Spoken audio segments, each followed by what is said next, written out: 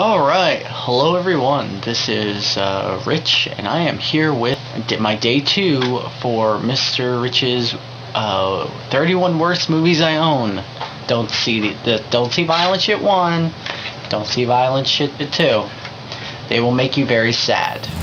I have come here to chew bubblegum and kick ass.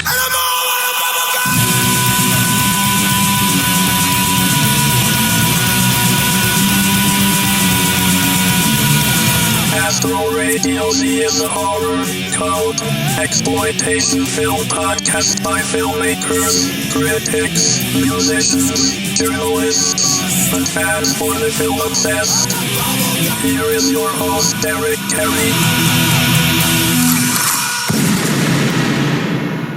Astro Radio Z is here to make you wet and hot with violent shit 1, 2, and 3. Oh, man. I don't know if that's something I want to advertise on my show. Welcome to Astro Radio Z, the place where you get violent shit. Yeah. So, Mark, before we get to this amazing episode tonight, we have a little house cleaning to take care of. Uh-oh. It's been a while since you and I have had alone time here on Astro Radio Z. A certain somebody in the private Astro Radio Z group let the group know about certain developments on a potential episode that we have warned our listeners about for years now. What is your feeling about the fact that in March, the next 3 witchcraft movies are coming out on Blu-ray and on HD streaming? I really don't know how I feel about this. The revitalization of some of these cult franchises have been hit or miss. I enjoyed the Plan 9 movie. I thought that was interesting and how they did that. I just got done watching Phantasm Ravager. What did you think of that? I'm still trying to digest that film. It was interesting. I'm not quite sure how I feel about it yet. Considering I'm not a huge fan of the franchise, but I'm chewing on that one. But you know, they can't do any worse. You know, what was it about the franchise you didn't like? I don't know. I mean, I in all honesty, because I rewatched it for the 31 Days of Horror, I appreciate it a lot more, and I did enjoy the first one.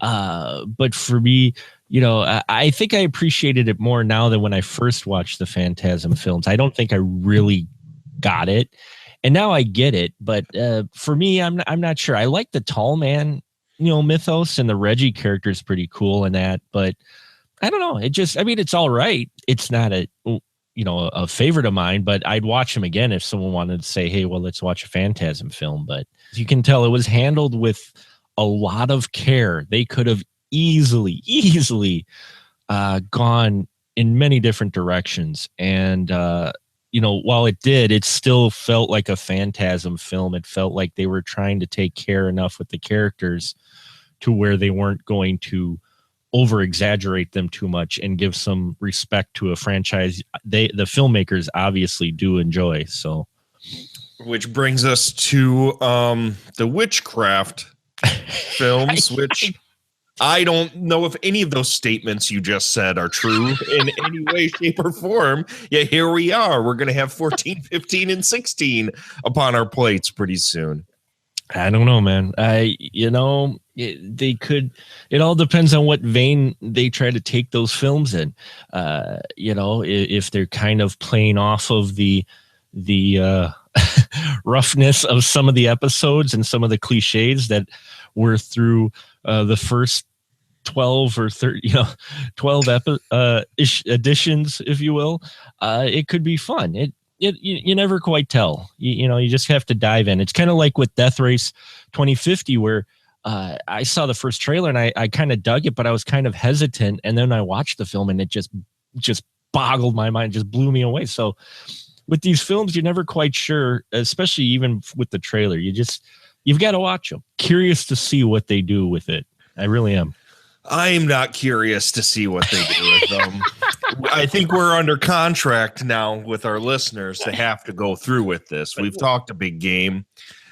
We went through 7.5 hours. If you go to the mega cut of the Witchcraft series, you'll be able to hear 7.5 hours of us talking about this goddamn group of horrible fucking movies. And now we've warned, or we've been warned, there were 3 made in a weekend or whatever the fuck it was made in. I can guarantee you this, Mark the Movie Man. Yes. That cover we saw for the next 3 is probably going to be a hell of a lot better looking than any of those movies.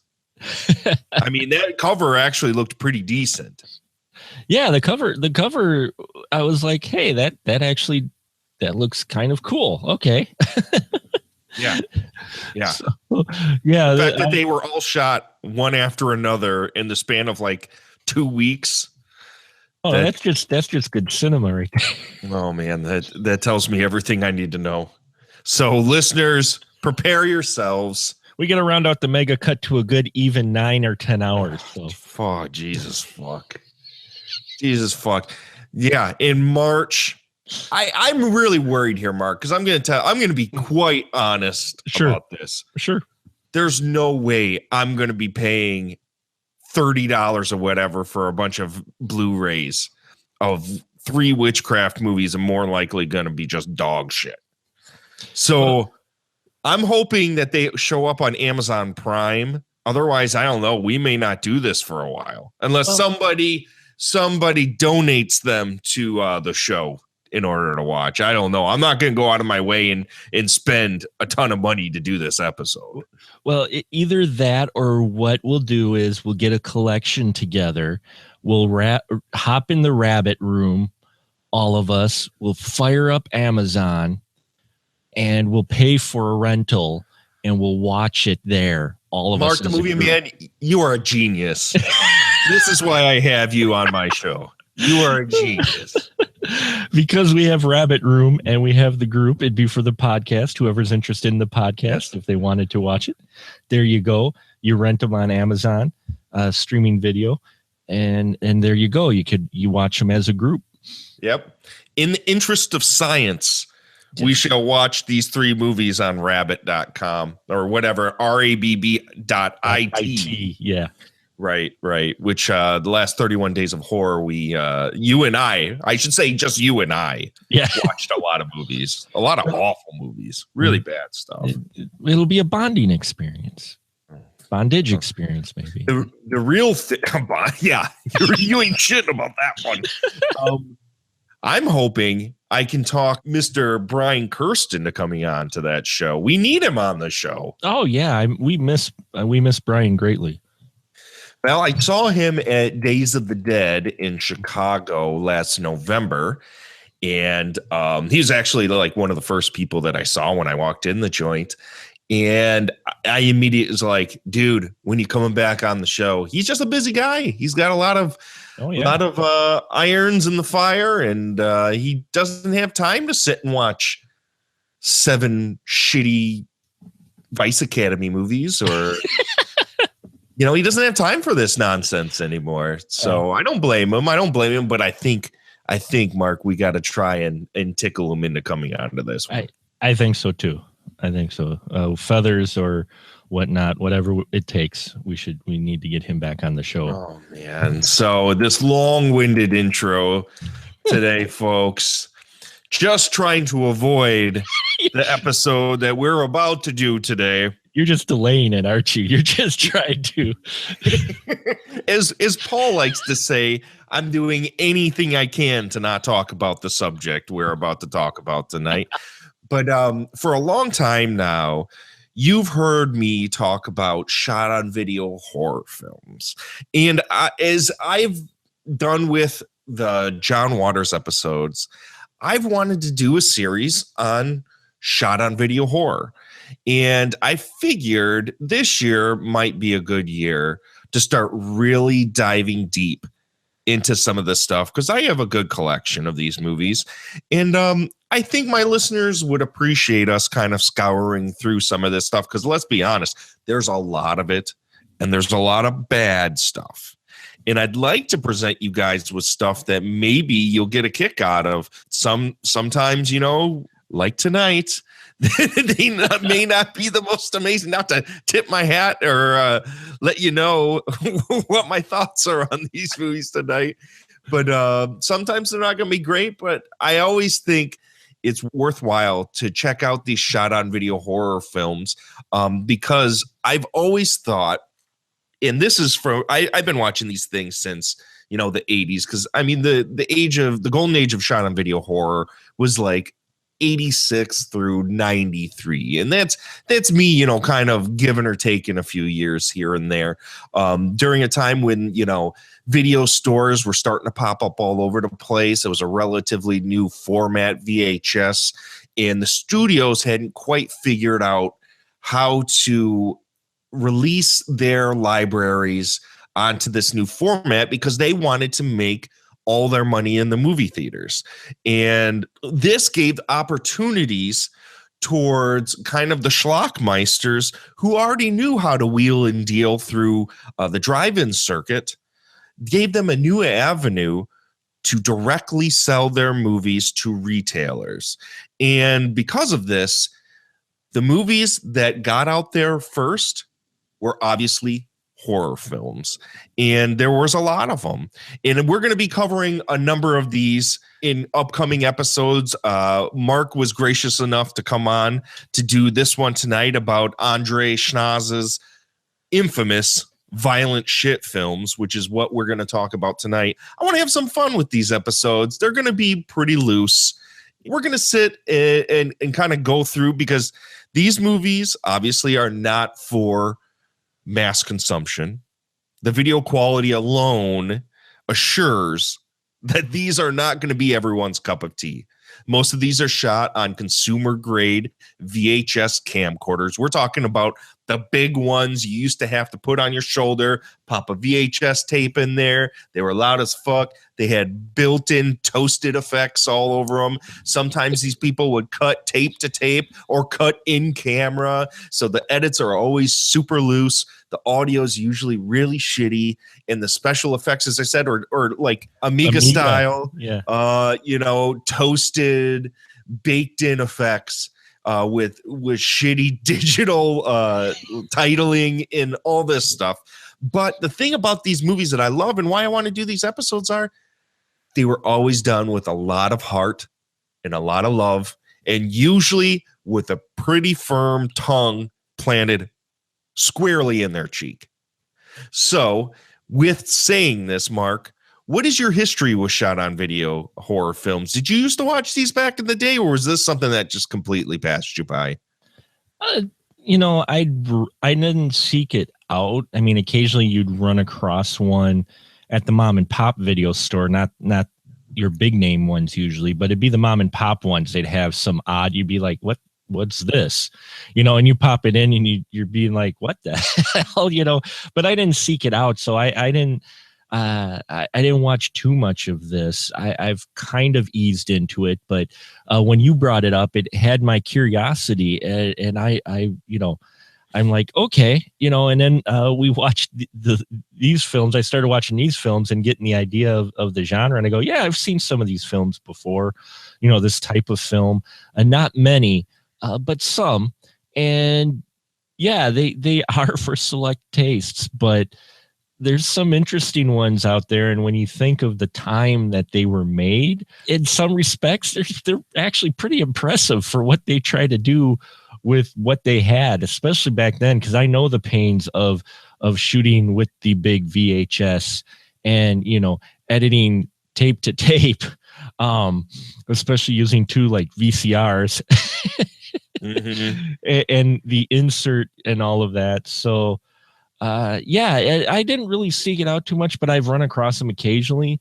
And when you brought it up, it piqued my curiosity. So that's kind of my history. It's just been kind of a casual one with it. Thing about a lot of these are they have zero budget, literally zero budget. A lot of these were filmmakers who obviously didn't have the resources to make a legitimate shot on film. I mean, they couldn't even afford 16 millimeter. Sometimes they didn't even do them on 8 millimeter. I mean, some of the violent shit films, as we'll talk about later in the episode, they would have like certain sections would be in 8 millimeter. But for the most part, they were, I mean, you could get VHS tapes anywhere, really. And it was the first time that this kind of thing was open to the vast majority of people, where they had the ability to sit and record things and keep them at home. And I think, at least to me, I never took these movies to be lesser than other films, because I could see that they were trying to have plots, and they were, trying to be movies. They were movies, but I mean, they were trying to tell stories. But most people would look at this stuff and think that they were home videos. I mean, some of them look like home videos and feel like home videos, because like you said, tape to tape editing is very loose. There's no way you can get fine edits with tape to tape editing, because there was always this indeterminate amount of time it would take the motors of a VCR in order to stop or to start. When you would pause, or you would stop, or you would hit record. So it was almost impossible for you to nail edits on this. And on a previous episode, I talked to my bud and fellow cohort in filmmaking, Jason Paul Collum. When he first started making films, he has a number of shot on video horror films that are actually of a lot of note. The 5 Dark Souls series and his movie Mark of the Devil 666, The Moralist. He literally cut all of those tape to tape on VCRs. Some of this stuff, I way back in the day before I took over this show, we had Tim Ritter on the show, and he also talked about how he used to do this too, shooting on these formats, cutting them at home, taking them from store to store to store, selling them off, and actually doing okay with these movies. This market is gone now. Mm-hmm. I mean, there's still a lot of people out there attempting to make their own movies, but the stuff looks a lot better. And unfortunately, there's so much of it out there now that a lot of it just gets lost, where this stuff was so unique and so of its era and of its time that a lot of it has actually not only been rediscovered, but has found a new life, because it's really unlike anything else that's out there. There's this weird kind of guerrilla punk spirit behind a lot of this shot on video stuff that is very endearing and kind of charming. Now, the movies we're talking about tonight, Andreas Schnaas, who was a German director, created, well, there's actually 4 violent shit films, but the 4th one is really tough to get a hold of. I couldn't find it. I couldn't even find a DVD of it, to be honest. If the listeners of Astro Radio Z know how to get violent shit 4, Carl the Butcher versus Axe, get a hold of me at astroradiozpodcast@gmail.com. Let me know where I can see this film, because I couldn't find it. So we're just going to talk about the 3 violent shit films, and nobody, and I mean not a single person on earth, would ever say that the violent shit films are charming. No, that's not a word that is like far on the spectrum. There's a bell curve, and the violent shit films are on one end of the bell curve, and the word charming's on the far end.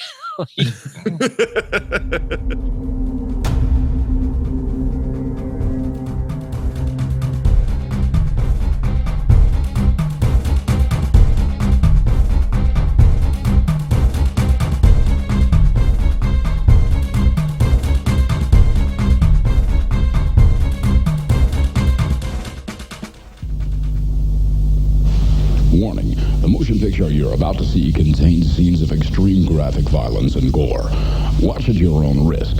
We recommend not to sell or hire this cassette to persons under the age of 18 years. it's very rare that you're going to find a movie or a set of movies that literally have a title that describes everything about the movie. This movie is violent shit. Mark, do you think you could attempt to tell the listeners what is violent shit number one that was released in 1989 about? Whew. Okay. I got no IMDb in front of me or anything, so let's see if we can get this. We have it opens with a young boy playing with a ball, and it goes on for like 20 minutes. With the video toaster is strong with this one. With all of them actually, but especially this one. Wow. I think they burnt out their first Amiga with it, with the amount of effects they did just in the opening scene. But anyway, we have a little boy, and he comes home late, and suddenly apparently his mother spanked him. We cut to, well, we don't even cut. We have some superimposed circle that opens up, and there's blood splatter, and the kid comes out with a clean knife, but apparently he comes out with a clean butcher knife, but apparently we're implied that he killed his mom. Fast forward 20 years later, we have a van with guys transporting a mentally handicapped individual, and they go to take a leak, and the individual escapes. And he escapes, and he manages to, out of thin air, produce an extraordinarily large butcher knife that resembles the butcher knife that we saw when the kid killing, to make you realize, who's this again? Oh, this must be the little boy. And so even though he looks nothing like him. Though he looks nothing like him, and he got this cleaver out of like nowhere. It's not a butcher knife, it's a cleaver. Sorry. It's this cleaver that he found in the woods, I guess, when he got out of the van. And Mark, what before you go on, what is the boy / man's name? I don't know at this point. I don't remember even. Oh, I can tell you what his name is. Wait. He is credited in the beginning as K, the butcher shitter. Oh, that's right. Yeah. Okay, but it's not like mentioned in the first wherever in this film. What exactly is a butcher shitter, Mark? I don't know what a butcher shitter is. And I think in the part 2 we actually get a first name, which I believe is Carl, butcher shitter. So that's appropriate, a proper name now. But he's just an initial here with butcher shitter, which I don't know what that is. He cleaves people and shits on them. I don't know. I didn't see any shitting. That's the thing is, his name's Shitter. You don't see any shit. But eventually, the crazy kid goes into the woods, and we see a series of violent scenes where he chooses to dispatch people because he's crazy. And what's weird is there's this weird thing with his face where he starts developing growths and getting a skin condition while killing people. And the film goes on with him killing people in various mean and nasty ways. Tries to. Most of his killings involve him picking the people up and slamming them into the ground many times first. He does that first, and then he proceeds to kill them. And then at the end, a baby pops out. Well, you also forgot that he disembowels Jesus on a cross and crawls inside. Oh, I forgot. How could I forget the Jesus scene in the woods? Yeah, where he just doesn't disembowel Jesus. He crawls inside the carcass of Jesus while he's still on the crucifix. Which took some skill. I'm impressed there that Butcher Shitter was able to do that. Yeah, and then while he's halfway in Jesus, his little legs are like dangling, kicking back and forth like a baby who just, fell into the bathtub. Yeah, so that's basically what it is. He does violent shit. He crawls into the carcass of Jesus, and then he melts and a baby pops out of his stomach. I know we spoiled it for you, but trust us, folks. There is absolutely nothing to spoil about this. There's nothing really to spoil about this. I will say with this, particularly with the vagina cutting scene. Some of the gore effects in here for doing no budget, considering the budget they're doing it on, and the film is doing this, guys with a video camera in the woods, some of the gore effects weren't that bad for what they were trying to do. I have to admit that some of the stuff they did was pretty impressive. I mean, the blood shooting out, though, you've got that blood pressure of 1,000 pounds of pressure in your blood that shoots it out of the limbs. And that some of these shots in here, as far as when the kills happen, they did well. They shot them well. They actually looked kind of gruesome. And yeah, as far as that goes, but as far as any type of story, there's no coherency whatsoever. Zilch, man. There's absolutely nothing going on in this movie. It's a bunch of murder set pieces intercut with people driving to UB40 songs. I love how that UB40 song was in there, watching it going, wow, I wonder if they got the rights for that one.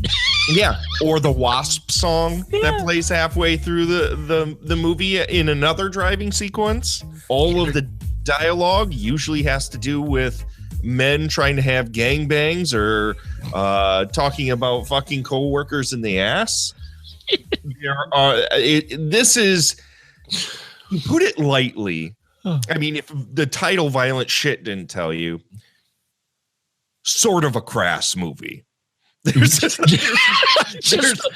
a little bit. There is nothing subtle about this fucking thing whatsoever, to the point where and I think it's kind of the point of the movie, so it's hard to really get down on it, because I think there are times where you have to let the PC police inside of your head just shut the fuck up. This is a very misogynistic, mean-spirited film. There is nothing about it that's subtle. There's nothing about it that cares about tiptoeing around your offenses, whether or not you're not going to like something. Let's just say you had spoke about a scene where a woman gets her vagina cut wide open. Yeah. The prosthetic is so crude of this vagina that honestly, I hated that scene. I really hated watching that scene, because it was kind of along the lines of, think about the guy at your high school used to just brag about how, he could do whatever he wanted with women.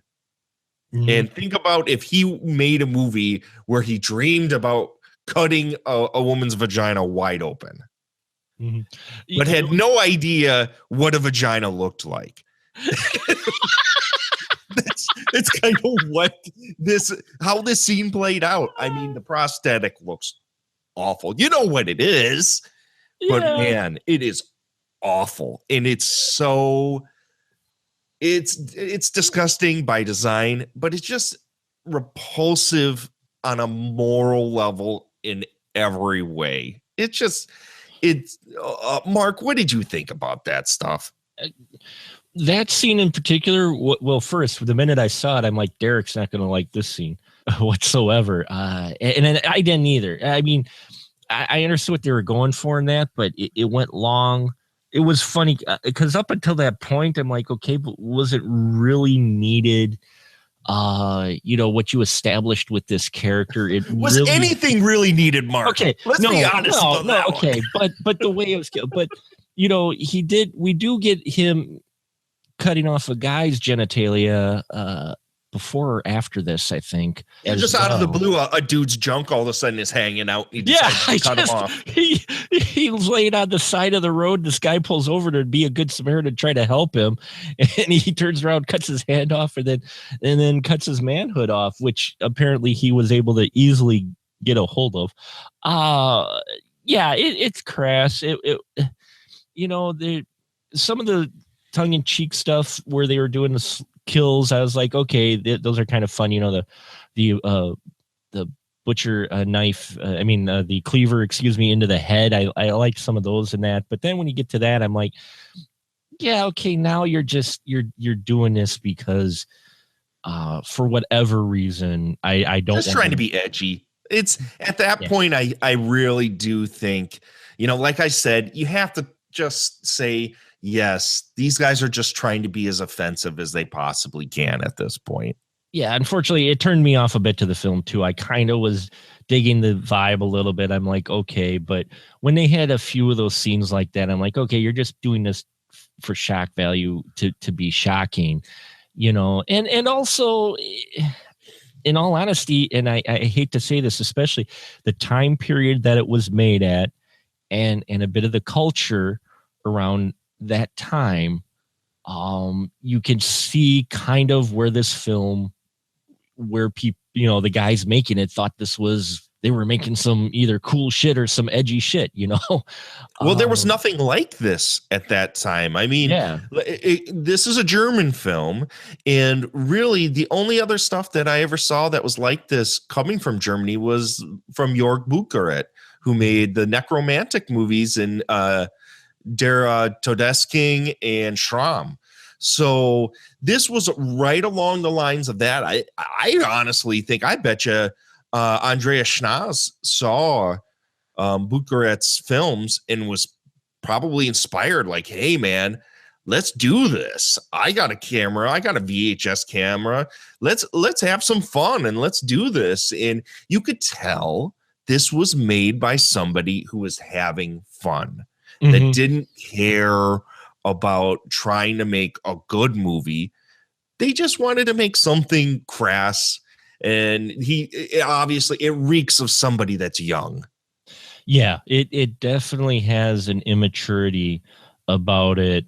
And it is a film that they made for them. This is a film you could see them easily, once they got done editing it and putting it together, slapping it in on a Saturday night and drinking beers and talking about the film they just made, watching around and enjoying it that way, regardless of what people outside of their circle of friends who have the similar interests may think of it. You just get that vibe, like this is just guys who are doing things that they find entertaining or funny, or think that they're being edgy. They're enjoying making this film, for lack of a better term. And you get that feeling with it, but the outsider, though, someone just a casual pickup of this film, I think is going to be repulsed and just go, what the hell did I just watch? Yeah, it isn't much of a movie. No, it really isn't. It feels like kind of a showcase reel for effects work. Like, hey, let's try out some gags and let's film them, and we'll just put them out. It doesn't feel, obviously there was no script written for this thing. No. It's like, hey, let's do a scene where I cut a guy's arm off, and let's see how that looks. And then there's another scene where, hey, let's see if we can do a shot where I shove a machete through a guy's head. Let's see a scene where I cut a guy in half and pull his legs away like Day of the Dead. That's what this movie is. It's a series of practical gore effect gag reels that was shot on a VHS camcorder by a dude that loves cheeseball metal and Herschel Gordon Lewis gore movies. Yeah, it was one of those. It almost felt like that. Like most of these scenes were more like, let's see if we can duplicate this. Yes. It's not so much we're doing this to tell a story, but they come up, hey, I saw this scene in a horror film where a guy gets cut in half. I bet we can do that. How would we do that? and let's shoot it and see how it looks. Just it's them experimenting with doing these effects, in different ways, more so than trying to tell a story. It was more of just, hey, let's do these scenes and we'll cut them together and have a little bit of a common theme to them. Though I did find it funny when he comes across the guys working in the woods, randomly digging holes for cutting down branches. They're just digging holes and cutting branches, and he picks up this hedge clippers that they've been using, and he runs with it, and you think great, he's going to off someone with it, and he drops it and just grabs them and starts slamming them into the ground like his telltale pick them up and slam them down. I'm like, dude, what the hell? I'm like, you teased us with the hedge cutters, and then we don't get that for a while, right? But yeah, it is. It's them seeing if they can replicate some of their probably favorite scenes in a horror film they watched. Yeah. I think if you are mildly interested in this kind of thing, this movie would probably be best suited to be played in the background of a party. And if you have the types of friends that get into gory stuff and like to laugh at some shot on video hijinks, violent shit, there's no reason to listen to this movie. Turn the volume off and let it just play in the background, because this isn't a movie to watch. There's no movie here. It literally is nothing more than a gag reel of gore effects. That's all it is, and it goes on for 74 minutes. Can you fucking imagine? Mark, what did you think sitting here for 74 minutes watching this thing? I was like, they really milked this, actually. I'm like, okay, we've got another scene. You're looking at the time going, wow, we're at like 50-minute mark, and there's still like a half an hour left. What the hell's left to do, No, well, what's left to do, Mark? After he climbs into Jesus, he gives birth. All of a sudden, he claws out his stomach, and a fake baby doll pops out. And then it ends. There's nothing to say. This movie isn't even a movie. So I think at the end of the day, Mark, let's go ahead and say violent shit one, yay or nay on this one. If you're looking for a movie with absolutely no narrative and nothing to add, but you want to see how to do it yourself gore effects, sure, give it a watch and see what people do. But don't even bother. Yeah, I agree with you completely. This is a nay big time for me. Big old thumbs down. There's nothing to this movie.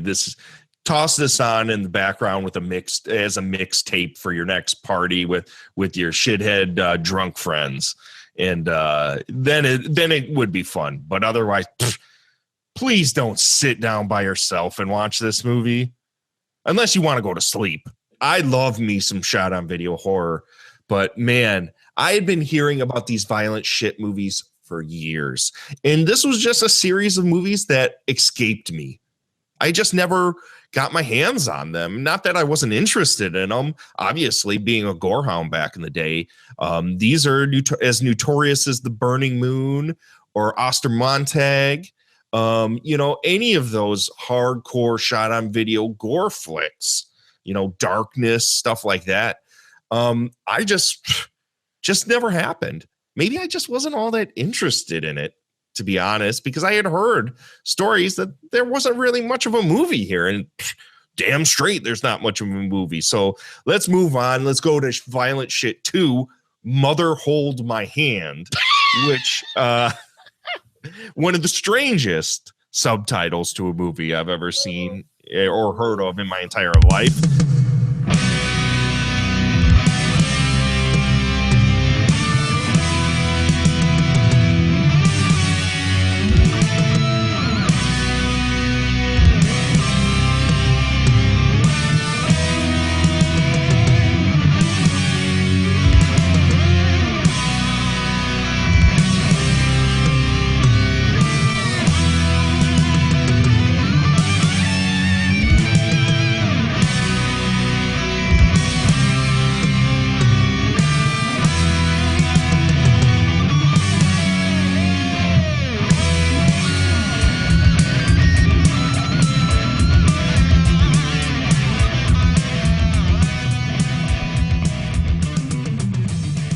Mr. Schnaas, he made this in 1992.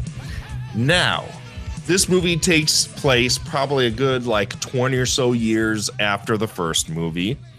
Supposedly the baby from the first one that popped out of Kay the Butcher Shitter's stomach is now living in the middle of the woods with his mom, who is very horny for him all the time. Which, if I might just interject really quick, if in case you're wondering, there was no mom in the first film. So how she was the mom of the baby that came out of Shitter's stomach. Yeah. Anyway, go ahead. Sorry. Just wanted to make sure they knew that there was you didn't miss anything. No, there wasn't a mom in the first one. No, continuity isn't this series' strong suit. And in any way, and actually none of these movies, other than the character of Carl the Butcher, have any through line whatsoever. Even between them, the characters change of Carl the Butcher. So please, if you plan on going through these, don't expect them to be like this epic story arc. There's nothing. I mean, they don't even make sense in their own movies, for Christ's sake. So anyways, Carl the Butcher, Carl the Butcher Jr., I should say, lives in the woods with his mom, who wants him to go out and kill anyone that comes into the woods for his grand old dead pappy. And that's basically what happens. The movie is actually, the framework of the film is that there is some journalist who meets up with an is it FBI agent or just some random police staff person who happens to have the file for this. And so the film is actually flashback. Yep. The main meat of this story, pun intended, is literally a flashback retelling of the crimes of Carl the Butcher Jr. because somebody is attempting to figure out why everybody's dying in the woods, and only this one guy with a manila envelope in a long-winded story that lasts about 74 minutes again knows what happened in those woods. And what happened in those woods? A lot of genital mutilation. That's what happens in those woods. and don't forget the incest. Lots of incest. Oh, and a Rocky training montage. There is a Rocky. This movie from style wise is about 1,000,000 times better than the first movie. It's at least edited well. The first movie, the editing is so bad. Within the first 10 minutes, I didn't think I was going to make it through it. It didn't feel like a movie that anyone would honestly release into the world. It felt like a movie that a bunch of dudes, a bunch of friends in high school made and decided, you know what, we're going to watch this when we get together and have beers. Part 2 feels like somebody actually attempted to make a movie this time. Because isn't this the one, and mark me if I'm wrong, where it starts off with like a gang war in the middle of like a field? Oh, yes. They've got this Asian gang war. The first 10 minutes of it is a chopsaki kung fu film. It's awesome. And it's awesome. They've got these guys who have some talent. I mean, the way this film opens up, it surprised me. I'm like, wait, what? This Chinese, this Asian gang, 2 Asian gang members meet up, and it's a drug thing or something gone awry, and they start fighting each other in this pretty awesomely shot and choreographed fight scene between these individuals who actually have some talent. They must have found some new friends or someone who knew these guys who had talent, because this opening 10 minutes is completely, it's out of left field, completely different than the first film, but it's actually pretty cool. There's even a really well shot cinematography, well shot scene in here because the shitter junior shows up while these guys are fighting in the woods and starts taking people out. And they do this shot where it's a wide angle shot. In the distance, you just got the two little silhouettes. They're just two little guys, and you got Shitter Jr. and the one last Asian gang member left run at each other, sort of samurai style. and he does the swing of the arm, and all of a sudden the guy drops, but the sun's in the back, and it's like the opening. It's like, wow, where did this come from? And are these the same guys that made the first one? It's unbelievable. It has the same kind of energy that like a redneck zombies would have. I loved it. Like that first scene, it is so far and above anything that comes after it. Yeah. That it makes you think, holy shit, this movie's gonna really be fucking good. And then nope. Yeah.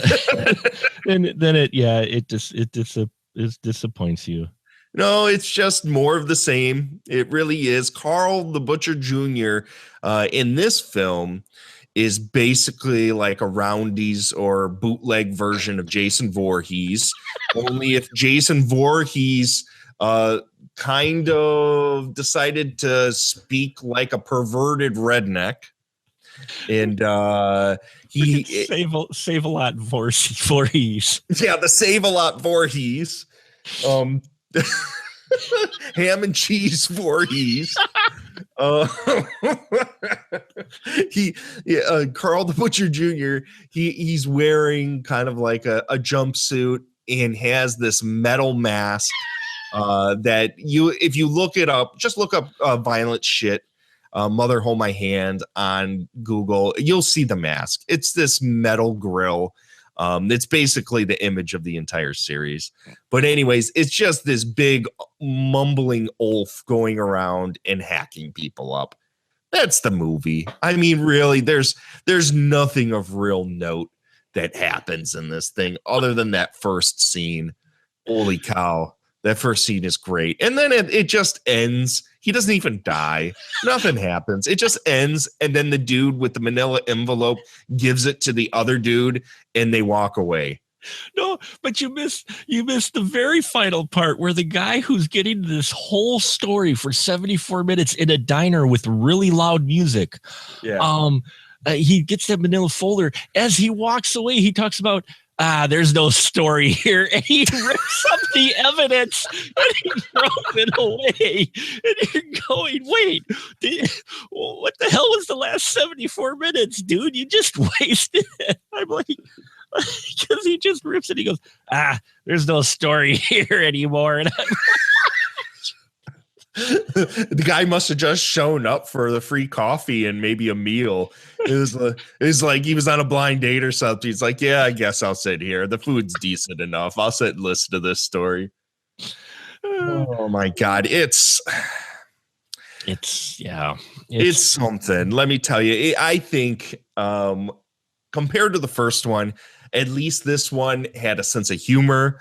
I think Schnaas showed a lot more proficiency with not only the camera, but with the setups of the scenes, because it was obvious he was paying homage to tons of old movies. Mm-hmm. Everything from the Evil Dead to Kurosawa movies to obviously Herschel Gordon Lewis. The way he presents gore is so like the Wizard of Gore and like the Gore Girls and stuff like that. He loves those protracted shots that go on forever where you just relish in guts and in gore and spurting blood and all this stuff. And yes, this movie's just as misogynistic, crass, and juvenile as the first one. Yeah, this time Junior likes cutting off women's breasts. And there's another horrible fake vagina scene where he staples a woman's vagina up. Oh yeah, I forgot. I had blocked that scene from my brain. Thank you. Yep. No, you're right. Yeah. Oh wow. Yeah. You're right. It is again, though. This one is improved as far as you could tell they learned from doing the first one. They learned how to use the camera in the first one, and now they're actually applying some of the things they learned, I think, in the second one. Whether or not it's still not good by any means, but there is more structure here. They are actually going for some kind of character, a little bit more depth than you had in the first, one. So you can tell they learned. You can tell the film director learned and they applied it to this film. But yeah, it still has all of the crass and misogynistic overtones that the first one had, and then some. Adding the mother element to it, which was the mother was funny because they actually had they did like prosthetics, old prosthetics on her, but then the day that they did this outside shot where he's offering these 4 campers to mom, they must have forgot the prosthetics that day because she left the hat on the entire time. Yeah, with a veil and all that shit. And you can obviously tell this is a younger woman trying to play an old woman. So yeah, it's better structured, and that opening fight scene all the way up to the final death on the hill in the far distance. That scene with that, you can watch that section of it and go, wow, for a shot on video, no budget film, that's pretty doggone impressive. And it's fun. It's fun energy. It's, you can tell these guys who are doing these scenes are enjoying this quite a bit. It's great. And you can watch it up to that point and then you don't miss anything else after that. Nothing. It really, again, after that point, other than some goofy, this is all in German and it's all subtitled. So I can't really play any clips that would make any sense to you. I forgot but folks, they were trendsetters because they used hashtag before hashtag was cool. In number 1, we forgot the subtitles. Rather than using the slash or hitting the enter key on the Amiga for the next line, they put a hashtag.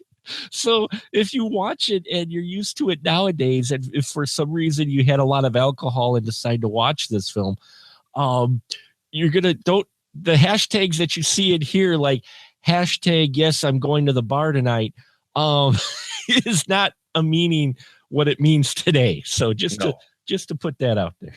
Right. Even though if you know these hashtags, if you're fans of this movie, go ahead and hashtag those out to Astro Radio Z on Twitter, and let's get those hashtags. That'll be the new thing. Everything that we post on Twitter will have those hashtags. Yeah, because they had hashtag I'm thirsty too, and hashtag great stuff. There you go. Hashtag yes, this sucks. There was a bunch of them. Yeah, it's ridiculous. I mean, this movie is honestly, it feels a lot better than the first one was, and you can tell they had a lot of fun making this. But again, most people are not going to find enjoyment in this movie. I think if you're a hardcore gore fan, and obviously, if you're a hardcore gore fan, you're not easily upset by most content. Yeah. Then this might be up your alley just for a lark. But this movie, again, is very amateurish. It's very juvenile.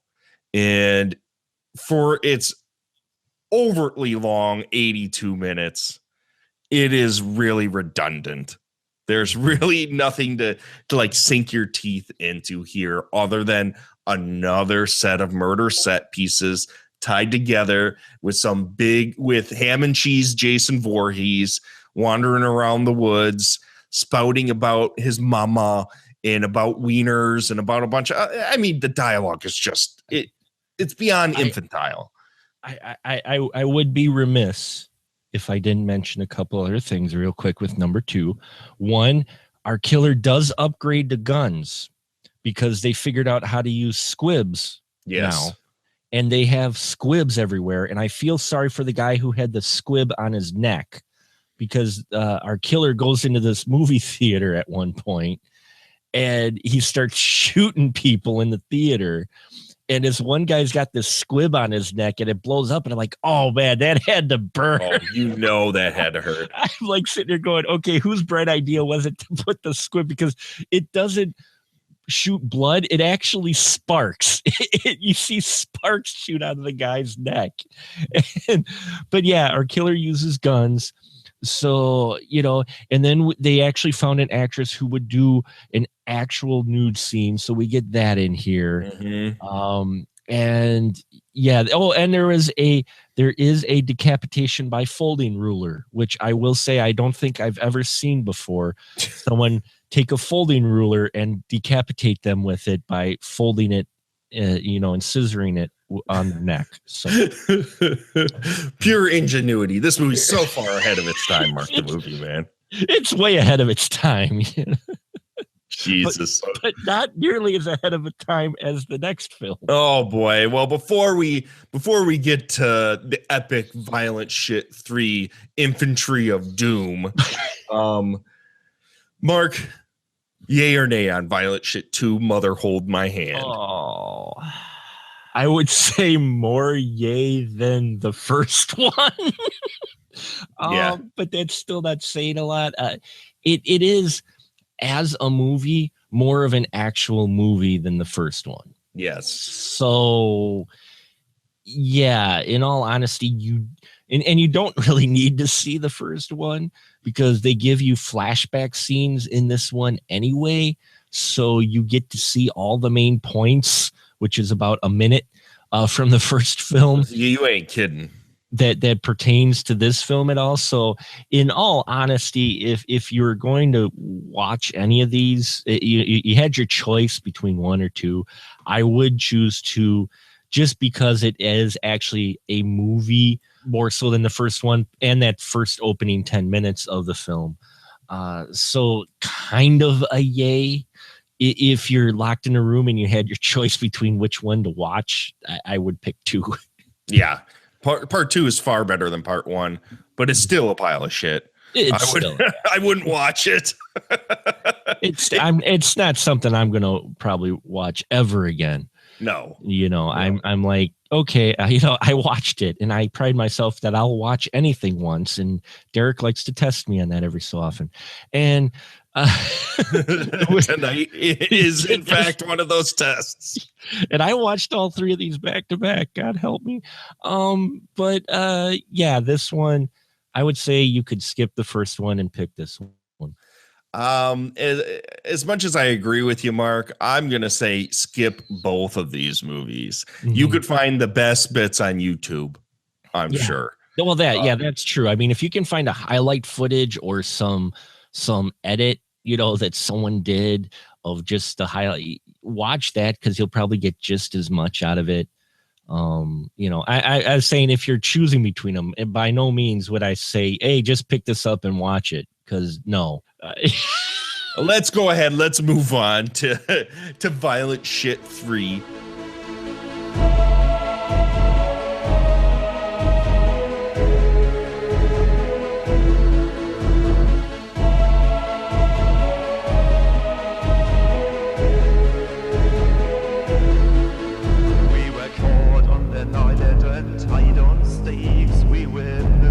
Gathering of devotee, paralyzed like puppets in Satan's hand, and it smelled like a German rib.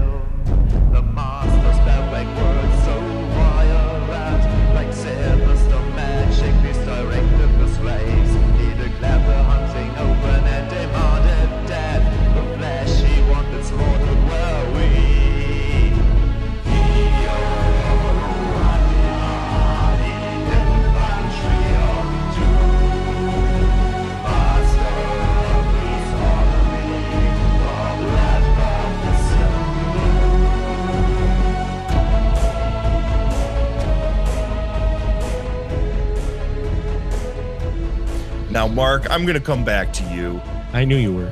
Yep. So what is Violent Shit 3 Infantry of Doom about?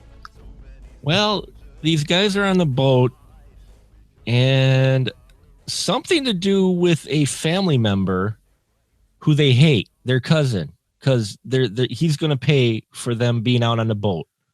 Don't know why. No reason.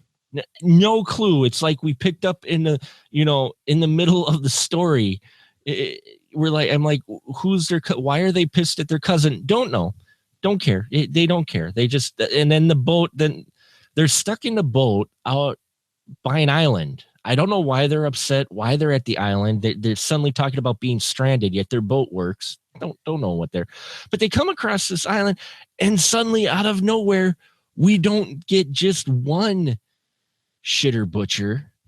Butcher shitter. We've got an army of them. The entire fucking island. An entire island of guys wearing the same mask as Junior did wear in the second one. Apparently, these guys get captured by these army of butchers, which I must say I feel bad for the one guy because none of these guys are like professional stunt anybody. These are all their buddies, but I want to know who drew the short straw to be the guy that gets kicked down the hill, because that looked like it. That looked like it hurt because a lot of the stunts did. A lot of them did. They kicked this guy down the hill after he supposedly is dead, and he like rolls and he hits a rock, and I'm just like, oh, dude, really? Wow, man, the things you do for your friends. Right. But they get kidnapped by this group of apparently followers of the Meister, who is Kay the Butcher Shitter. His makeup's different, but you basically piece together that he's Butcher Shitter Jr. No, the old guy, the old guy was Shitter, yeah. In the young, and then the guy that was underneath him that was actually leading the entire army, that was Carl the Butcher Jr. from part 2. Yeah, the Conan villain reject. Yes. Which he did. He looked like a dime store Conan villain. I'm like, what the hell? But it took me a long while until actually he took the mask off and he saw the eye. You realize, because they don't call them by their names and hear it all, but you kind of have to piece it together, which again, the fact that Dad's alive makes absolutely no sense whatsoever. No. Nor does it make any sense that Carl the Butcher Shitter Jr. Is dressed like in all furs, looking like some medieval guy, and he has a cult of followers who aren't happy on this island for whatever reason. Who the fuck knows? They're all on this island training for what? They're on an island. There's nobody to fight. I don't know who they were there fighting or planning on. But anyway, so we follow these 3 guys who were kidnapped, and we see through their perspective up until they're killed gratuitously, the goings-ons on the island, to which then it switches to some rogue guys who broke away from the cult, who are excellent martial artists, who decide to bring the fight to the cult of the Butcher Army. And we see in an epic third act battle that goes on forever. For a good, the whole entire last act of this movie is nothing but explosions, decapitations, dime store kung fu, chest explosion foo, all sorts of stuff. That last act alone must be seen. We even get hook camera where it follows the hook into a guy's face. We get a flying guillotine out of nowhere from that classic old movie Master of the Flying Guillotine. A dude shows up and starts taking people's heads off. Oh God, it was awesome. And I'm just like, wait, who? I was impressed that the 3 guys did survive till the end. That was cool. And basically we see how these these breakaway rebellious former members of the cult, which there are only 3 against hundreds, apparently, take on them in the end in the epic final battle as Junior and Dad try to escape. This has no connection at all to the other 2 whatsoever. You don't need to see the other 2 at all to know what's going on here. But man, did they go all out with this one. You got to kind of give props to a film that comes up with a 4-headed guillotine, you know? Oh man, everything about this thing is just so over the top, so ridiculous. It is literally the biggest sausage party movie ever. There is not one chick in this entire movie. No wonder why these dudes are so pissed off on this island. They can't get laid. All they can do is sit around and hit each other's machetes together while this dime store Conan guy goes around yelling at them that if they don't follow orders, they will be executed promptly for some war that he's going to enact with I don't know what, a bunch of fish. They're in the middle of the ocean. I don't know who he's going to fight. There's nobody else on this damn island. These 3 hapless schlubs show up shipwrecked on this fucking island, and they promptly get offed. And luckily, they run across the only 3 Asian dudes on the island that decide that are ninjas, and they off everybody. Well, they take care of the ninjas. There are other ninjas that show up because they took them out. That's how they got the ninja robes. Right. Remember? Right. So there are ninjas that have been trained by our Carl Butcher Shitter Jr. and his dad. And there had to be some females, though, because there was a couple kids waving machetes around, and I think there was 1 or 2 females on there. Well, but they're never brought to the camera or anything at all. They may have been in the background. I think. You know what I think, Mark? Mm-hmm. I think, like part 1, these men can give birth to further Carl the Butchers. So that's why he's actually not dead. That's just how he gives birth to people. His stomach opens wide and fake babies pop out. I think that's where all these goddamn other dime store bootleg Carl the Butcher shitters came from. He's just giving birth. That's why he looked like he's 500 years old. Well, and let's not forget the ode to Reanimator in here with Hitler scientist who, and I'm not joking, folks. He's got a little Hitler mustache and he's got blonde hair. He's got a black Hitler mustache and he's got blonde hair, and he's working on reanimating dead soldiers. Okay. And if this isn't Reanimator ripoff, I'm not sure what it is. And the 3 guys they capture, I think they got killed because they just used the word puke way too many times in their sentences, because when we see these guys, it's like every other word, you make me puke. This makes me puke. Oh, you puke. I'm like, what the? Don't do a drinking game where you take a shot every time they say puke. You will be dead within the first 15 minutes of this movie. Just a PSA there for you. Yeah. But yeah, there's Reanimator scientist with the little Hitler stash who's trying to reanimate soldiers. And yeah, I don't know how the little babies, maybe they did come out of the bellies. But for a low budget shot on video film, the thing that what they go through in this final act of this movie, really, you could just sit there and sit back with your drink and just watch it unfold. It's pretty epic, dude. It seriously, of any of these movies, this is the one to watch. Uh-huh. The only thing I gotta say is that its alternate title that it was released under here in the States for a long time was called Zombie Doom. Wow. What that has to do with anything, I have no idea. Well, I mean, maybe the zombies a little bit, because you get the one undead guy who's on the table through the whole film that the scientist keeps digging in. But yeah, there's really, it's not really implied too much. There are some undead that show up, but it's not like the main focus. No. They do take on a few of the undead, but they also take on ninjas and other, butcher shitter wannabes. So yeah, it's not the main focus. To call it that makes you think that that's up in the forefront, and all these guys are, and none of them really are, outside of a few select ones. They were actually successfully to be reanimated.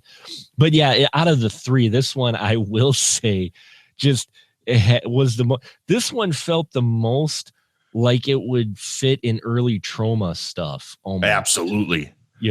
It really, out of the three films, this one you're looking at going, okay, this is trauma level ridiculous type of just balls out. Okay, there's they cut back a bit where we were mentioning the first two, where the first two were more misogynistic and crass.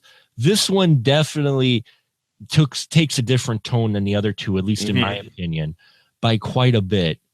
Did you get that? It's far funnier and far. It's funny that I'm going to say this. It's much more lighthearted than the other two are. Oh yeah, it's definitely more lighthearted. It is more in that vein of trauma, more in that vein of Reanimator, type of films. It had that type of energy to it more so than the first two. They're doing stuff for fun more here, and while it was fun before, they're not. It looks like they got past the doing shit to be shocking. Now it's like 10 years after the first film, so maybe they just matured as individuals as well. But this one, yeah, it's if you like trauma films, you're gonna dig this one quite a bit, I think. Yeah, I agree. I'm sure the movie was titled Zombie Doom because releasing a movie called Violent Shit 3 in the States nationally is probably not something that's going to happen. Well, no, it's not going to get picked up by distributors for one, and no one's going to pick it up to actually watch. So, but at least Zombie Doom will hook you in. Right. It's totally misdirection. It's a bait and switch, 1000%. But this movie has violence from beginning to end. It's gratuitous. It's hilarious. It's over the top. It's ridiculous. For my buck, this is the movie to watch. If you're into shot on video hijinks, Violent Shit 3 definitely should be on your list to go check out, because I had a blast watching this one. What do you think, Mark? Oh yeah, especially watching all three back to back. This one is the most fun. This is the one that you picture a shot on video B movie. This is the type of B movie that B movie fans watch for fun, because this one was out of the three the most fun. Yeah, odd to say, but it is the most lighthearted. It is one that really is, you don't need to see the others at all, because there's nothing in here at all that relates to the first two. They don't even have a flashback scene. This is just like, this is like them, almost like them resetting and going, no, this is the film we actually want to make now. It's fun. It is fun, enjoyable for the B movie fans. I dug it. I was like, when all the guys came out in the little tinfoil masks and just start beating the crap out of these guys. I'm like, oh, okay, this is like, what's this? They got a camp, and they've got a cook here cooking, and he came out in that, those furs, and I'm just like, oh, this is a completely different movie than the other two. Yeah, it is hilarious, and it's fun, and it's dopey enough that I enjoyed every second of it. So I think both of us will say part 3, only one to watch of any of these movies. So Mark, to round this episode out, what do you think of your first real deep foray into underground shot on video? In all honesty, I want to see others. I'm curious about exploring what other ones are out there, because the only ones that I really were familiar with are a few of the trauma ones. I think maybe was Redneck Zombies shot on video.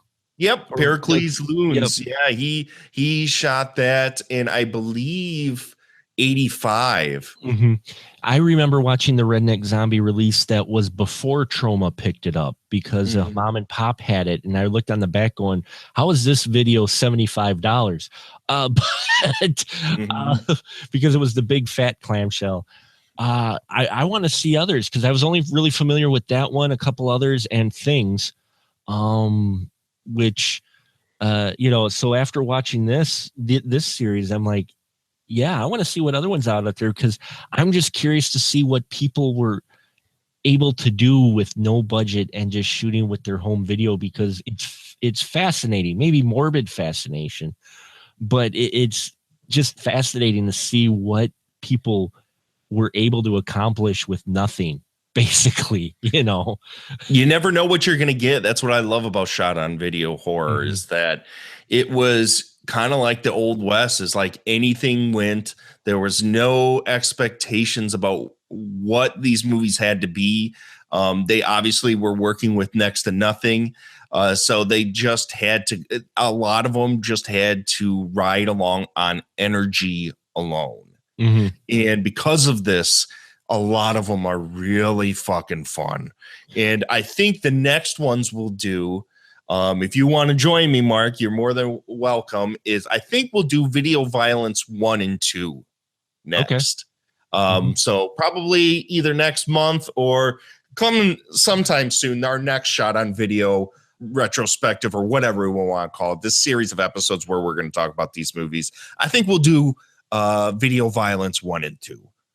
Yeah, so I'd be down for that. I mean, I think what's fascinating me about this is in today's day and age, you can pretty much pick up your phone and shoot, and you got your home video and everything's digital, and it's a little bit, you can make yourself. But these guys back then, when video was on the boom, these are people just picking up video cameras, seeing what actual people with budgets are doing and trying to do the same thing with no budget. And that really fascinates me because there were more and it's a get off my lawn moment, but it's a simple fact of there were more limitations for your home user back then.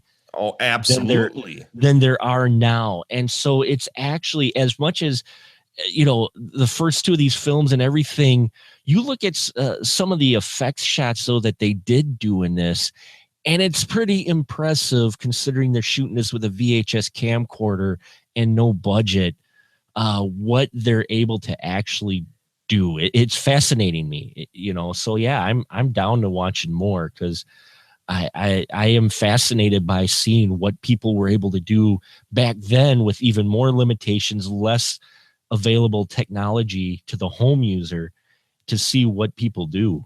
Yeah, I'm hoping with this series of episodes, not only to dig in deep and showcase a lot of these flicks, but bringing on some of these directors to sit and talk. Because back before I took over, Corey and I actually started doing that. We had Todd Cook on here. We had Chris Seaver on here.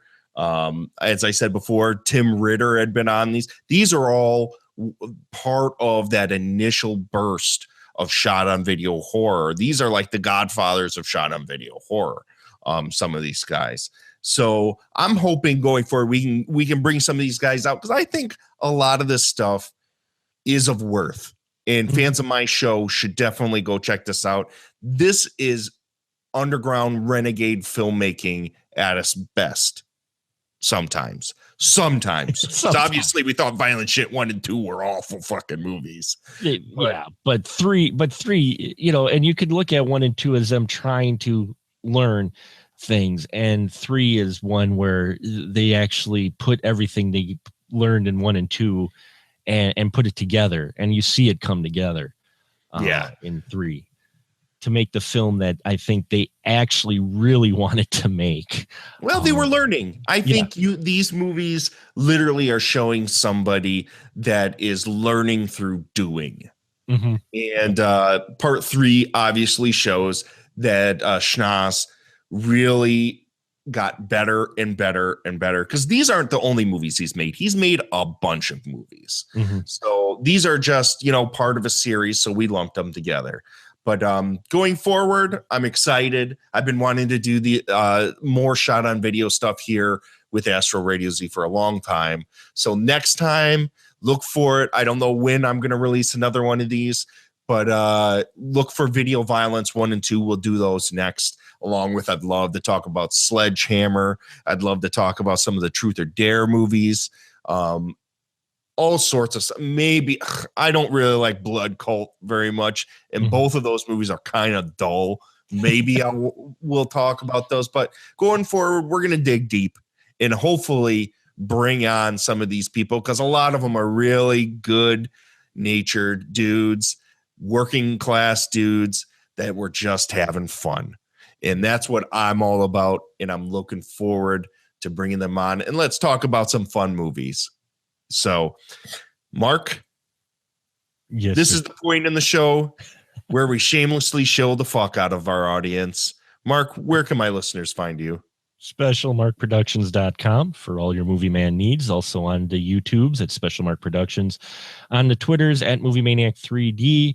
You can find me on We Live Entertainment every Thursday, bringing indie horror and just horror in general every Thursday on the YouTube channel for We Live Entertainment. Also do occasionally written reviews there. And you can find me on Galactic Netcast, where I do the Movie Man's Movie Minute. I'm there. I work in conjunction with a website called Nerd Slant as well. And yeah, I'm a whore. I'm just a whore. I'm everywhere. Yeah, you want to be. So, well, Mark the Butcher Shitter, thanks for coming on this episode.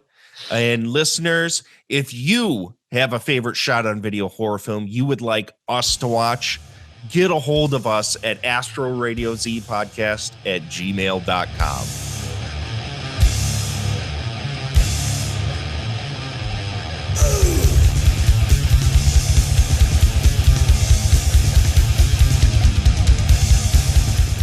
You can find Astro Radio Z on iTunes, Stitcher, TuneIn, Spreaker, YouTube, and anywhere that podcasts are found. Please subscribe, share, rate, and review. You can also follow us on Twitter, Facebook, and email us questions, concerns, or just general chatter at astroradiozpodcast@gmail.com. Coming from me, Derrick Carey, thank you for listening, and I'll see you next time.